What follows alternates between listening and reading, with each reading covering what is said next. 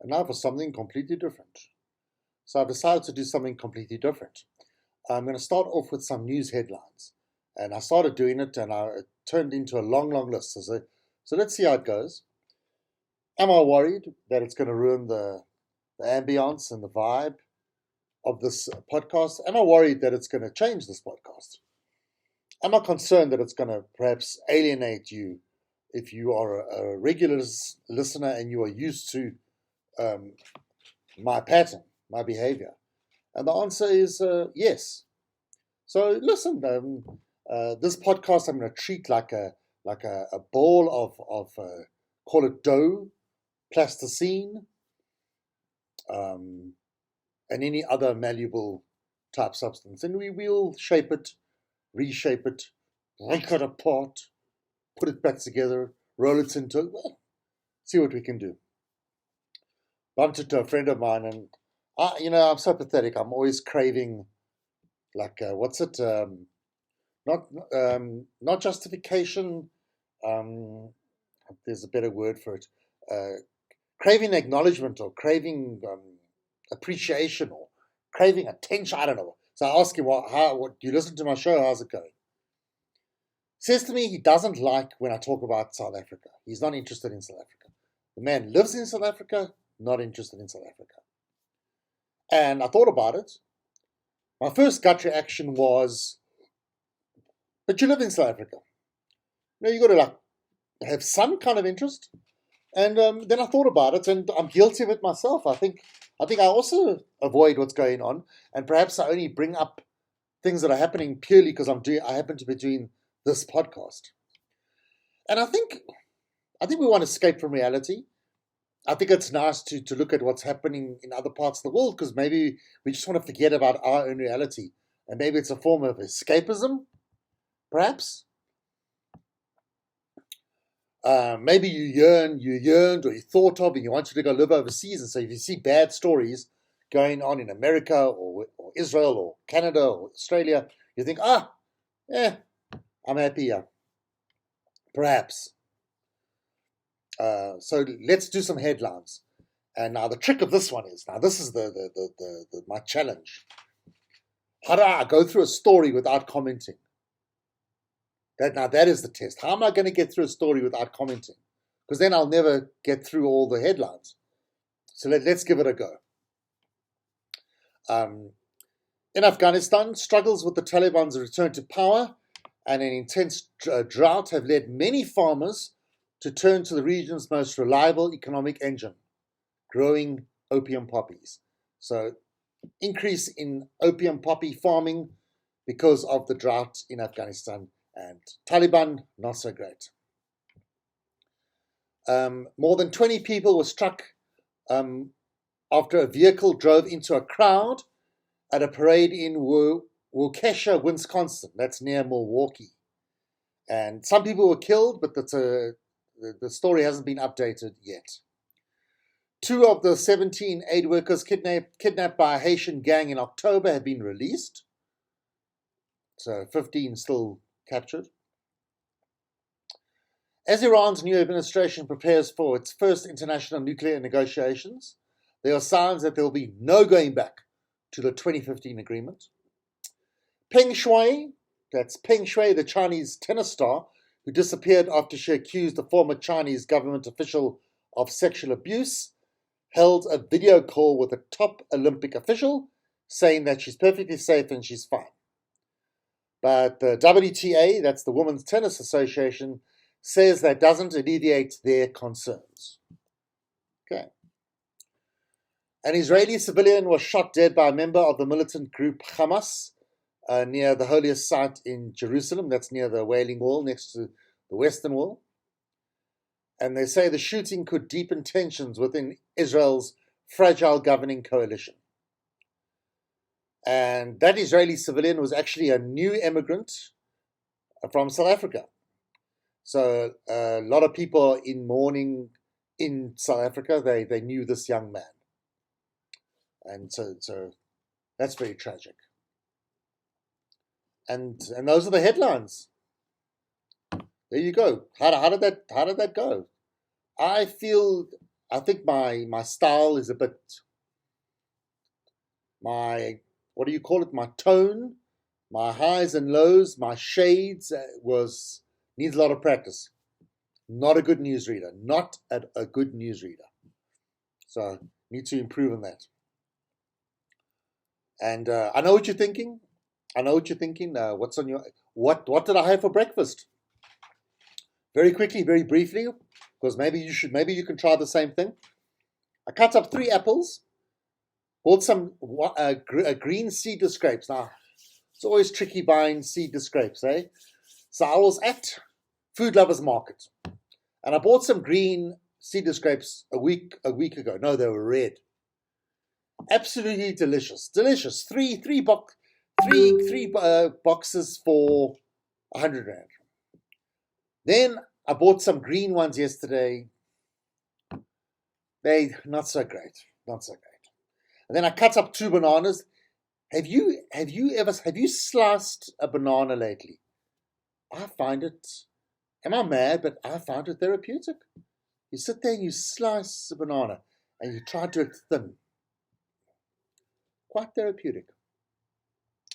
Then I put it into a big bowl, and then this might receive criticism. Filled it up with cream, fresh cream. Delicious. Am I going to lose weight? The cream, probably not such a good idea. Not such a good idea. Got an update on Gerald. You thought I'd forgotten about Gerald. I'm never going to forget about Gerald. I spoke to Gerald. He's doing very well. In fact, Gerald's doing better than me. Can you believe it? Gerald's blood glucose, 6.5 on average, regularly, 6.5. And then the one time it went down to 4.9, I said to Gerald, 4.9, a little bit too low. But Gerald's doing very well. 6.5, very, very good. You know, 5.6 is your ideal. Between 5.6 and 6.8 is your ideal. Gerald, 6.5.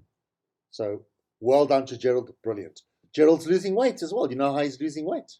Well, first of all, Gerald has not touched sugar. No sugar, no carbs.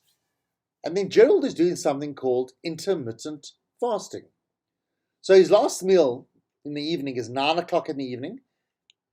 And then the next time he eats again, 16 hours later at 1 p.m. I tried that for a while. I think you've got to do it for at least 2 to 3 weeks before you see a real effect. But they say it's very good. They say it works. Intermittent fasting, give it a go. Maybe, you know what? Let's do a little thing together. I just thought of this now. Well, I thought of just doing it myself yesterday after I spoke to Gerald. But now, come on, maybe you want to try it as well. Let's try do this. I don't think 9 o'clock would be my last meal. My last meal will maybe be 7 or 8. And then the next meal you have is 11 or 12 the next day. I'm going to start doing it from tomorrow. And do it with me. Let's see how we can go. I'm jealous. Gerald's doing so well. He says he's losing weight. Before we know what's what, Gerald's going to be in his Speedo on Clifton Beach, of course with his mask, walking around with his gonads like bulging. Because once you lose weight, your genitals look bigger. Did you know that? Because with men, the bupets, the azamat, the gut, it comes out and it actually takes your genitals, gives that it's a perception. It pushes your genitals into your pelvis. So that's the perception. If you lose all that weight, your genitals get bigger. You learn things, eh? You learn things, yeah. It's very nice. You know, if you're thin enough and svelte enough to be like the statue of David and walk around in your Speedo, you would do it. But you're not. I don't know if you've seen these pictures. Sivan Garcia. This brings me on to something that's been on my mind lately. Sivan Garcia. I don't know if you know Sivan Garcia. I don't know where is he at. I can't remember what he does. I know he's a well-known person, so-called celebrity in South Africa. Is he a stand-up comedian? Is he an actor? Is he, I don't know what, socialite? I don't know. I think he appeared on one of the reality TV shows, maybe. Anyway, he does this thing where he posts photos, like near naked photos of him, like, and he's got it. He's worked his body. He's done amazing. He's looking amazing. So well done, Siv. But this is where I come from. I think humility, being humble, is a wonderful attribute. I think it's dignified, it's respectful. I don't like the attribute of people showing off. It's hard to explain. I don't like it. You don't come across as a nice person. I think if you're humble, you've got humility, you're a nicer person.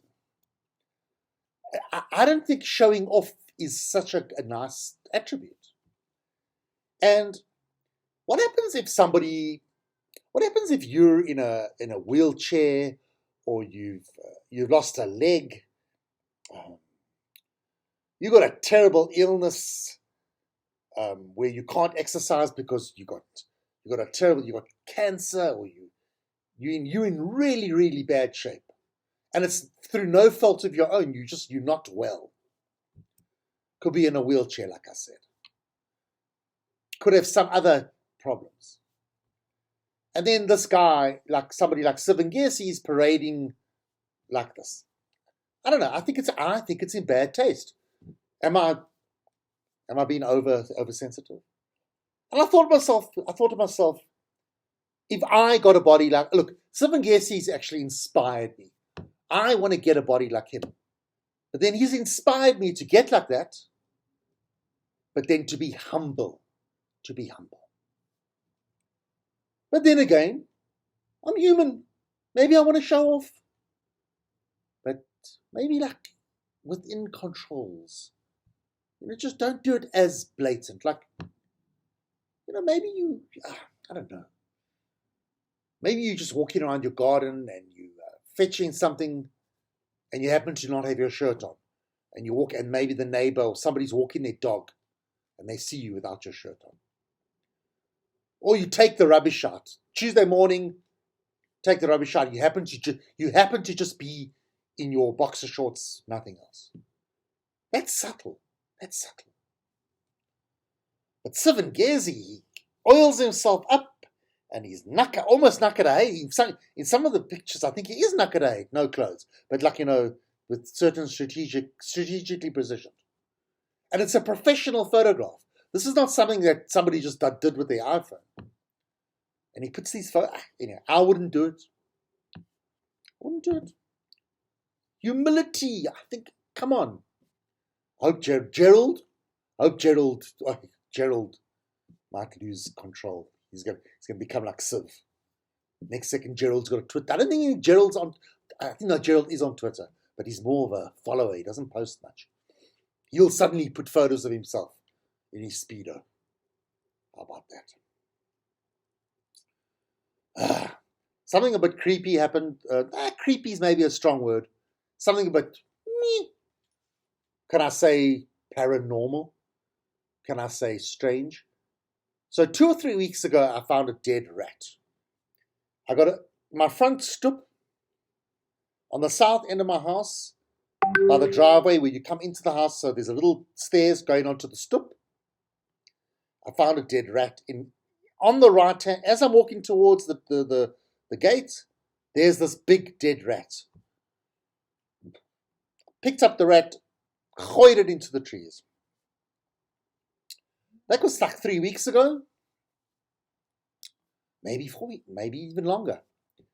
This morning, exactly the same place, same size rat, everything. It can't be the same rat. Exactly the same spot. What is going on here? Coincidence? Is somebody trying to? Is there somebody from the afterlife? Somebody trying to tell me something? Could be a sign. A rat could mean so many different things. Is there a rat in my organization? No, I don't have just got a little perfume business. No.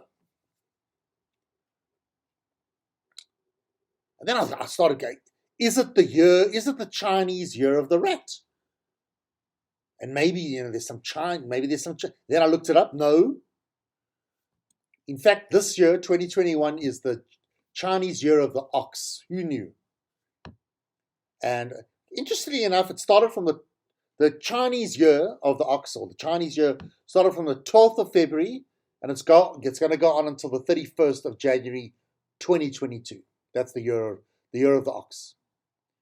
So is next year the year of the rat? No. The following year, 2022, is the year of the tiger. So that's it. So you know what? Coincidence. So I took a tissue and I held the tail. And then I started thinking, oh my God, I hope this isn't, it is a rat. Is it playing possum? Is it pretending to be? I thought, I got this thing that's going to suddenly wake up. No, thank God. Picked it up and I gave it a big throw. This time I threw it towards the front gate, and it landed up this tall conifer. We got these two tall conifer trees. You know those two tall conifers? Maybe you don't, look it up. Boom, in the conifer. There you go. If I find a third rat in that same place, then I don't know what. Then someone's trying to tell me something, I reckon. The question you're saying, Damon, why don't you put the rats in the bin? Good question. I don't like the idea of a rat rotting in my bin, even if it's the outside bin. I wouldn't put it in the bin in the kitchen. I'd put it in the big bin, but even that I don't want to deal with that, because the big bin is already full with the bin bags. So if I put that rat in the bin, it's not gonna be like hidden away. And then these guys come. They call them not garbage. I don't know, recycler pickers guys. They sort throughout. I don't want them suddenly dealing with a dead rat. Ugh. Not nice. Not nice. So we had the municipal elections, and we've forgotten about it. I mean, we've forgotten about Afghanistan. But so I'm busy wondering what's going on. Who's the new mayor of Johannesburg? Who's the mayor of Gqeberha, Cape Town, eThekwini? And it turns out it hasn't been decided. Tomorrow is the deadline for all these political parties that didn't get outright majorities. Tomorrow's the deadline to form their coalitions. So Action SA leader Herman Mashaba, he's very unhappy with the Democratic Alliance, because the Democratic Alliance wouldn't come to any agreement with him, because the agreement would have resulted in Herman Mashaba being the mayor of Johannesburg. And so that was the sanitized version of the story on SAFM. But then the Sowetan had a slightly more juicy angle of the story. Action SA leader Herman Mashaba has hit out at the DA for labeling him as an EFF lackey, and this is a claim behind its refusal to back him for mayor of Johannesburg. How about that? So apparently the DA has accused Herman Mashaba of being an EFF lackey. So anyway, it's the deadline tomorrow. So yesterday, the ANC had they interviewed a whole lot of mayoral candidates and admin candidates and different positions in four metropolitans that they did get majority. So there were like 26 different panels to interview a whole lot of different people. And sure, what a thing that must have been. I mean, that it sounded to me, it sounded like an HR on nightmare. And I can just imagine how it happens. So, Miss Cholwashe, thank you for coming to be interviewed for the position of mayor of Town X. It says here on your CV that you are my daughter. Oh, I can confirm that is correct. You are my daughter. Yes, that could. I just want you to know that because you are my daughter doesn't mean that will not give you an unfair advantage for this position. Nudge, nudge. I'll meet you for coffee just now, sweetie. Ah, Mr. Tabane. Ah, I see that you are my wife's stepson. Ah, yes, I can confirm. Yes, you look familiar. I do see you occasionally on a Saturday afternoon for a braai at my house.